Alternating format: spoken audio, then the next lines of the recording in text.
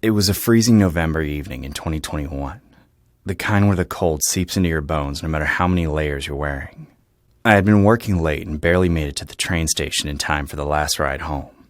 The station, usually bustling with commuters, was eerily empty that night. The air was heavy with fog, so thick it clung to the ground like smoke from an unseen fire. The clock above the platform read 11:45 p.m. The train was due at midnight, but there wasn't a single soul around. I checked my phone for updates. Nothing. No delays had been announced, and yet the silence of the station was deafening. I sat down on a cold metal bench, trying to shake off the unease creeping up my spine. It was unusual for the station to feel so deserted, but I chalked it up to the late hour. When the clock struck midnight, I heard it. A distant rumble that grew louder with every passing second. Finally, the train came into view, its headlights cutting through the dense fog. But as it pulled into the station, I realized something was wrong. This train wasn't the sleek modern one I had taken countless times before. Its metal exterior rusted and covered in grime. The windows were streaked with dirt, making it impossible to see inside. A low screech echoed as it came to a stop, and the air filled with the acrid smell of burning metal. The door slid open with a hiss. For a moment, I hesitated. The interior lights flickered weakly, casting strange shadows inside the car. My instincts screamed at me to wait for the next train, but I knew this was the last one for the night. Reluctantly, I stepped inside. The air in the car was stifling, carrying an odd metallic tang that made my throat dry. The seats were upholstered in faded red fabric, torn and stained with what looked like years of neglect. There were other passengers, but something about them was off. They sat unnaturally still, their faces obscured by the dim light. I chose a seat near the back, gripping my bag tightly.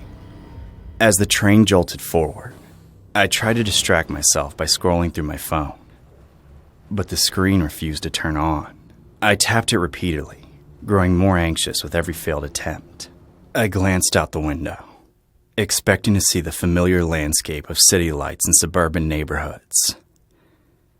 Instead, the train seemed to be passing through a desolate, otherworldly terrain. Twisted, leafless trees lined the tracks, their gnarled branches clawing at the sky. The ground was barren, and distant shapes loomed in the fog, their outlines shifting unnaturally. Panic set in. I turned to look at the other passengers, hoping for some reassurance. But they were gone. Every seat was now empty, the silence in the car oppressive.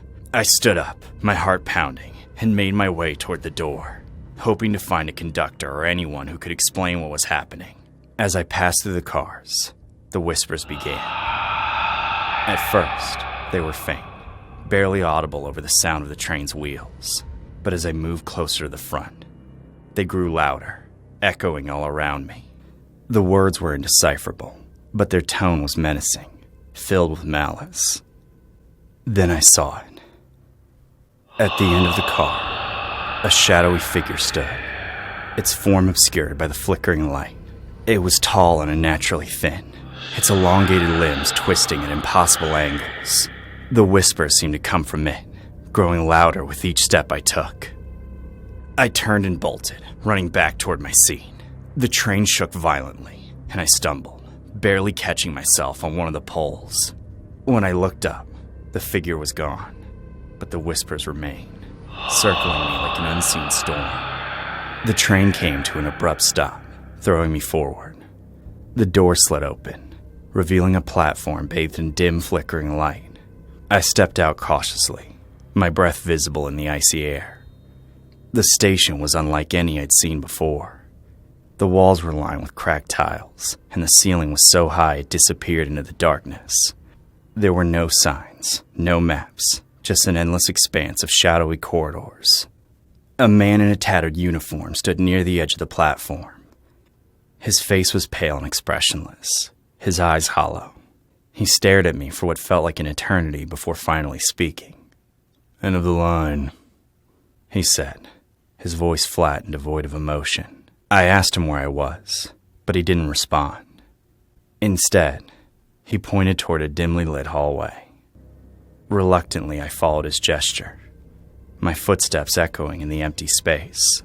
The hallway seemed to stretch forever, the walls closing in the further I went. The whispers returned, louder this time, accompanied by the faint sound of footsteps behind me. I turned, but there was no one there. Panic surged through me and I started to run. The hallway twisted and turned, disorienting me. Finally, I burst through a set of heavy double doors and found myself outside. To my shock, I was back at the original station. The fog had lifted, and the clock above the platform read 12:45 a.m. A sleek modern train was just pulling in, its bright headlights cutting through the darkness. I boarded it without hesitation, collapsing into a seat. The other passengers looked normal, their faces tired but familiar. I stared out the window as the train pulled away, half expecting to see the old rusted train in the distance. I never saw it again. But sometimes, late at night, I hear the faint sound of a whistle in the distance. And when I close my eyes, I can still see that shadowy figure, waiting for me in the flickering light.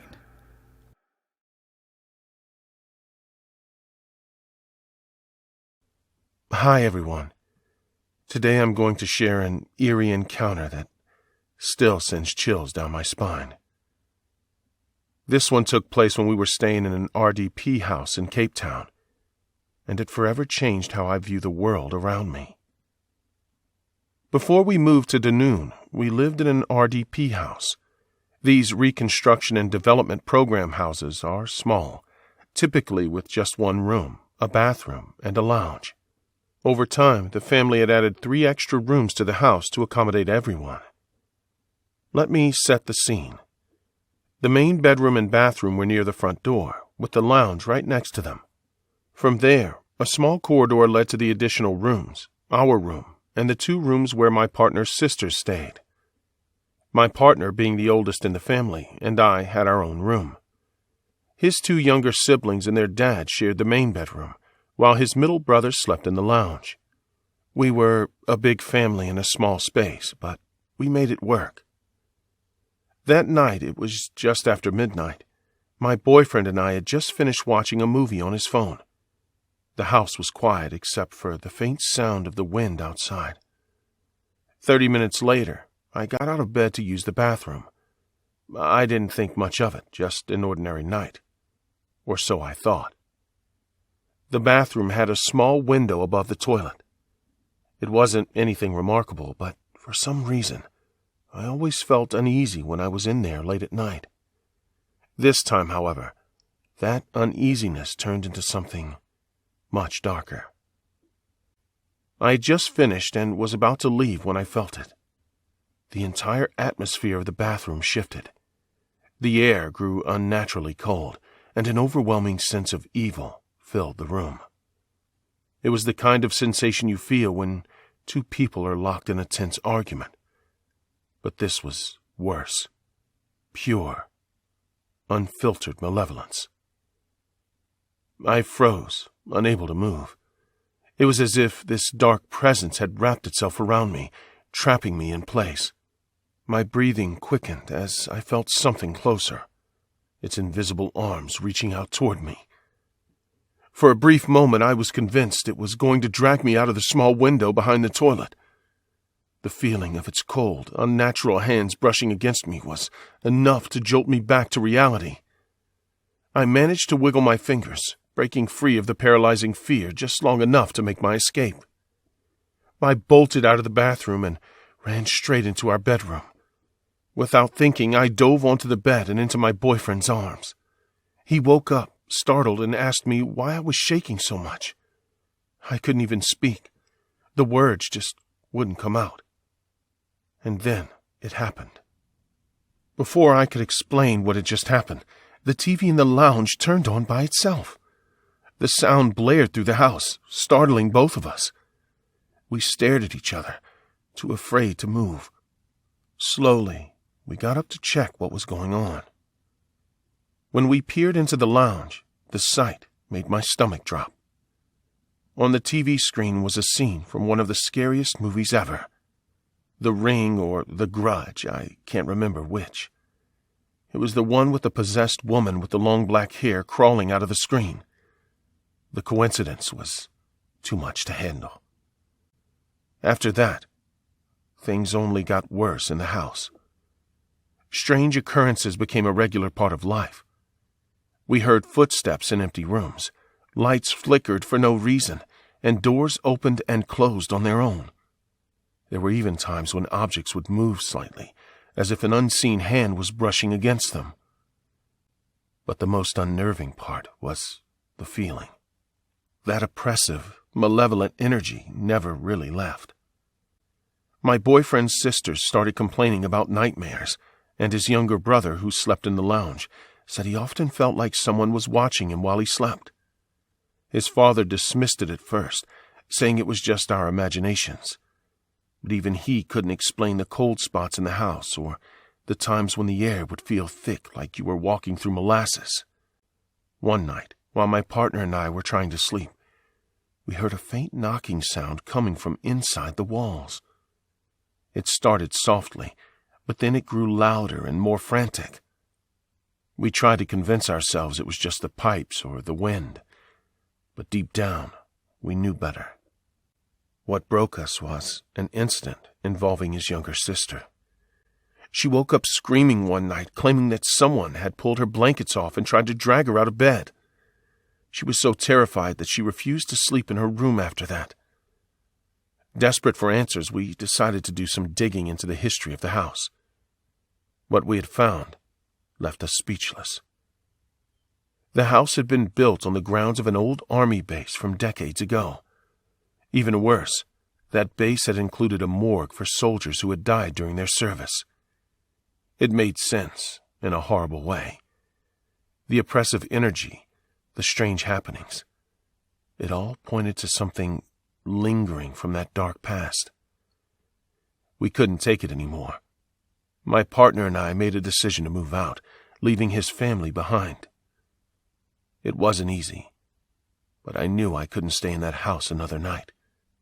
Even after we moved, the memories of Atbara Street stayed with me.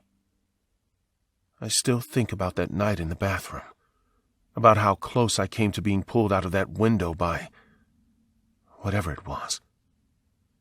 And sometimes, late at night, I wonder if it's still there, waiting for its next victim. Hello, my name is Sachin, and I'm a big SSG fan and a longtime subscriber. I have a question for you. What was the scariest thing you have ever seen in your life? Have you ever seen something so horrifying that it made you question everything you believed in? To be honest, I've never expected to be in this channel to tell you a story. And I know you may not all believe me. I don't even expect you to. But today, I will tell you the story of how a simple motorbike ride changed my life forever. It all happened one Thursday night. That night I was with Prashant, my friend, returning from a village road in Jagos through the Backpack district. Before we knew it, it had become really late, and when I looked at my mobile phone, I realized that it was already midnight. Prashant was driving the motorbike while I was in the back seat, filming as much as I could, as I wanted to test how my new mobile phone camera worked on the move. At first, the night was going pretty normal. Maybe a little chilly, but as the ride went on, I felt that something strange was happening. I didn't want to disturb Prashant while he was driving, but I started to feel very dizzy and nauseous. It was a terribly strange feeling. It wasn't like a normal dizziness. It was something I felt on my skin, in the air, as if the discomfort was coming from outside and not from inside. I started to get very cold, and I noticed that the road was getting foggy. At first, I started to see the bike going from one side to the other. I thought I had a fever and was hallucinating things. Instead, I noticed that the bike was moving, but the road was still in the same place. This was not a fever. Prashant was riding erratically. Hey Prashant, are you okay? Huh? The bike started going more and more erratically, almost going off the road. That's when I saw my friend's face. He was as confused as he was lost. Hey, the road! Suddenly, Prashant regained his coordination and straightened the bike. We were almost part of an accident. Bro, what happened? Hey, I'm sorry. I suddenly got very dizzy and lost my bearings. I'm fine now. What's up with the road? Was it foggy a few minutes ago? No, it came out of nowhere. On top of that, it's freezing cold. We both continued the journey, wondering what was going on. We were both still dizzy, so Prashant was afraid of losing control of the bike, and I was afraid of falling off it. We thought about stopping for a moment to regain our balance, but neither of us even suggested the idea. Maybe it's hard to understand, and it's one of those things that if you don't live it, there's no way to understand it, but we were both afraid. We both felt like if we stopped, something bad would happen. Suddenly, when we both started to feel a little better and thought it was all over, we heard something. It was a girl's voice. It was a girl's voice crying. My friend and I looked at each other's faces in confusion. Neither of us was happy with the idea of slowing down the bike, but at that moment, we didn't think of anything paranormal, ghost, or that this could be a trap. Our first thought was the most logical. A girl could be in the middle of the road injured. Maybe she had a traffic accident in the fog, or maybe something worse had happened to her. Despite our fear, we stopped and started trying to find the source of the sobbing. It was when we stopped that we realized how scary this place was. The road was completely dark. We couldn't see how the road went on or where we had come from. We could see absolutely nothing. As if that wasn't enough, we were also overcome by a new fear. Silence. Since the motorbike had been switched off, we could only hear the sound of the girl crying and some crickets. We started to get much more scared, and instead of fearing for the girl, we feared for our lives. The woman's sobs sounded stranger and stranger. At first, we couldn't identify where it was coming from, but suddenly, it was clearer than ever. The sobs were coming from the road, but something was wrong. They were not the sobs of a woman trapped in an accident or hiding in a corner. The noise was not only getting louder, it was moving. The sobs were coming to us. I didn't know what else to do but take out my camera, filming as much as I could, as if that would stop whoever was approaching us. My camera had a flash, and with it, we could see a little further, but still, we couldn't see anything close. The noise kept getting closer and closer. We could feel it getting closer. We could almost feel it next to us, but it still didn't reach the range of the camera. We couldn't see anything. Session, let's get out of here. Something is wrong. I don't like this. Let's call the police. If something happened to the girl, they'll surely know what to do. Yeah, let's go. Wait. Stop! The engine! What? Pay attention! The noise. It stopped. The woman stopped crying. We both stood at attention, trying to hear footsteps or the woman's sobs again, but they were gone. The place was flooded in absolute silence. Not even the crickets were still making noise. Okay, time to go. Prashant tried to start his bike, but suddenly, he was terrified. Sachin, in front of us! As I turned around, even for a second, I could see and film what Prashant was showing me. It was a silhouette. A black shadow had passed quickly in front of us, and it was lost on the road. We were both completely terrified. We went into absolute panic. I shouted to Prashant to start the bike, and as soon as he started it, he accelerated as fast as he could. Then, in the middle of the road, we saw something else. It was a woman. At first, we thought she was lost. Maybe it was her crying, but something was terribly wrong. She was standing in the middle of the road wearing a dress. She was wearing a sari. Something was terribly wrong with her. I looked at her legs, and that's when it hit me. This woman wasn't standing on the ground. She was floating? That's when, even if it was only for a second, we could see her eyes. They were as if they were lost. No human could have those eyes. This woman wasn't human. She was something different. Prashant, who was seeing the same thing as me, turned the bike around and sped back the way we came. We didn't know where we were going, but we understood that we had to leave. We had to leave as soon as possible. Prashant accelerated as fast as he could. The dizziness returned and it became more and more difficult to get out of the area, but after a few seconds that felt like hours, we were out. Gradually, the fog began to disappear and all that darkness was gone. The temperature returned to normal and the dizziness disappeared completely. Anyway, Prashant didn't slow down for a moment until minutes later we could feel safe for the first time in the night. When it became daylight, we had to go back that way to our homes, but there was nothing left. The road was the same as the one we always took. Soon after, once I got home, I found out a bit more about what Prasant and I had experienced, and I must tell you that I was shocked. We were not the only ones who saw something we were not supposed to see. Over the years, that road in the Bagapat district witnessed many supernatural events. Once midnight comes, that place is rumored to be the meeting point for things out of this world. Things that neither I nor Prashant were supposed to have seen. But you know what the worst thing is? Despite everything we experienced, we were lucky. We found out that not everyone who enters the road comes out alive, and that's when we learned that 2 years before our trip, a newlywed couple was found dead. The woman had had the worst of it, as something, perhaps that shadow we saw, had torn her body to pieces and thrown her onto the road. From that moment on, not a day goes by that Prashant and I don't think that it could have been us.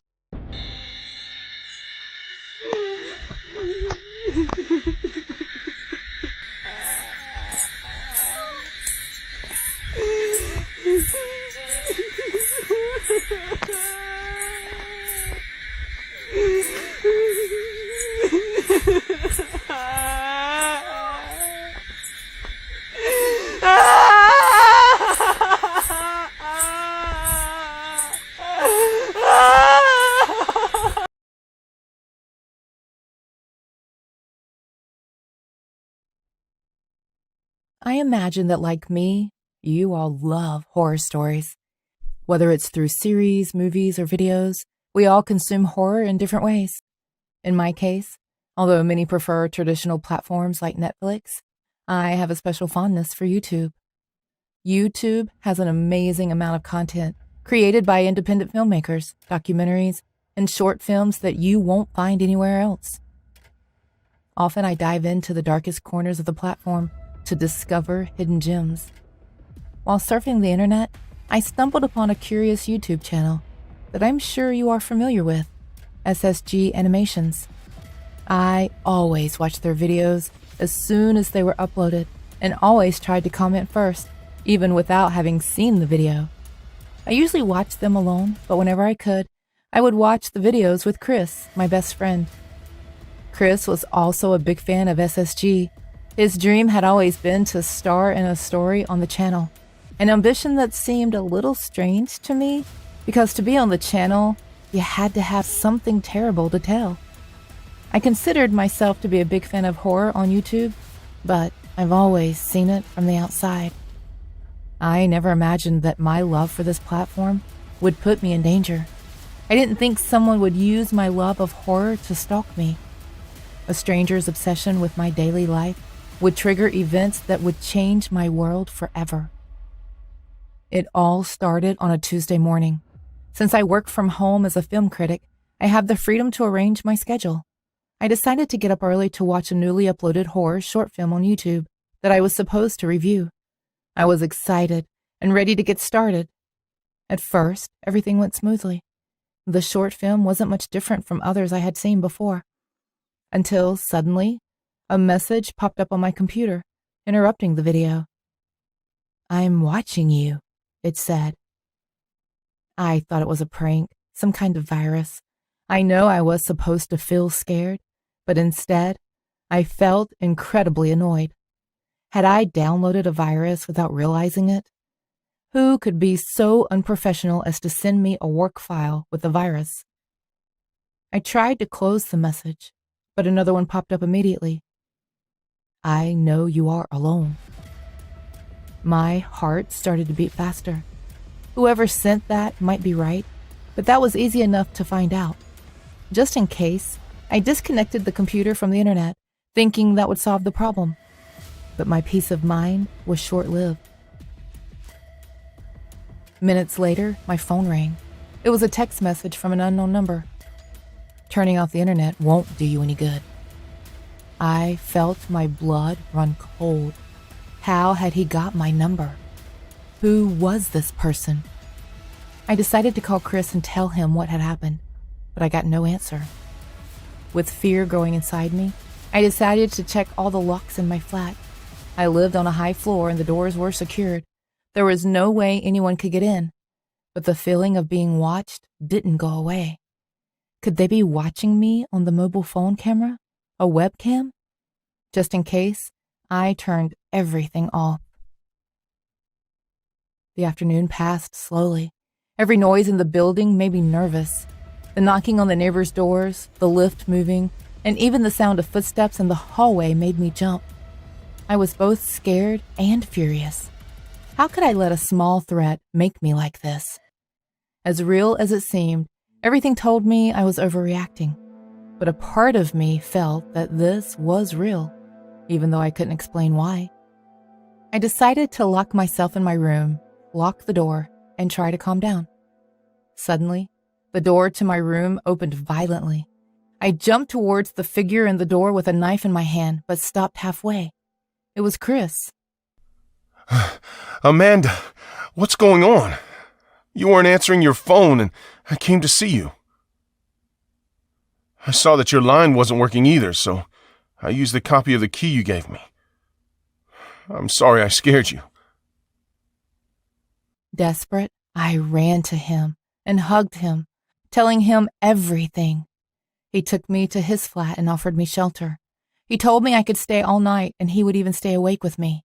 At that moment, I felt some relief. The trouble was over, if only for that night. Do you want to watch something on YouTube to distract you? I don't know. I'm still scared. Come on, it'll make you feel better. I already have something prepared for you. I looked at the screen and there was a paused video. Relaxed by my friend's presence, I agreed.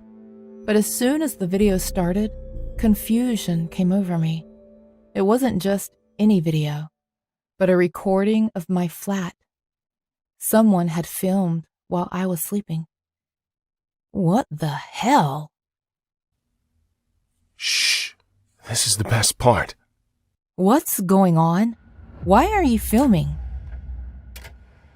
At that moment, I realized something was wrong.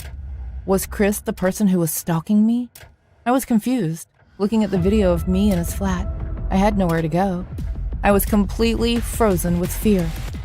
As I watched the video, I could feel Chris's gaze on my side, watching him react with a huge smile on his face. Meanwhile, in my head, I was thinking about how to escape. As I watched that, I could see out of the corner of my eye Chris pulled a small knife out of his jacket. At that moment, I realized I had to act. I took a deep breath and counted to 3. As soon as I finished the count, I quickly stood up and threw the small table at Chris. I ran to the front door, and to my surprise, it was open. Chris was a complete rookie and impulsive. He hadn't even locked the door. I ran out of his flat and started banging on the neighbors' doors. As I ran, I shouted for help, hoping someone would open the door. Some neighbors poked their heads in, but when they saw the situation, they locked themselves in again. Others simply did not respond. Finally, I finished climbing through the flats and reached the terrace. There was no way down. It was 5 floors, and I wasn't going to survive the fall. Behind me, Chris had already caught up with me, laughing but furious. I looked at Chris, who was slowly approaching, enjoying every moment of my desperation. You have nowhere to go, Amanda. Chris, what the hell? Why are you doing this? You were always asking me how I was going to star in my own horror story, remember? You'd tell me my idea was stupid. You'd laugh at it, and you'd say that there was no way you could make something terrible happen to me. You know, you were right. The only way to make things happen is to be the villain of the story. You think this is worth it? I'm your best friend. And that's why it's going to be more dramatic. I can't wait to be in the news, in the movies, books, YouTube channels. SSG will make a video about me. I couldn't let this be the end. I grabbed a flower pot and threw it at his head, giving me time to run to one of the sinks on the terrace. I locked myself in and locked the door. The laundry room was tiny. I could barely fit through, and a grill separated me from the outside. On the other side, Chris was furiously trying to open the door and reach me, and I knew he would succeed. At our most intimidating moment, my shouting finally took effect. Neighbors started banging on the terrace door trying to open it. Others called the police. Chris, realizing that time was running out, started banging harder on my door. Amanda, open the door. We have a few seconds. Open the door now.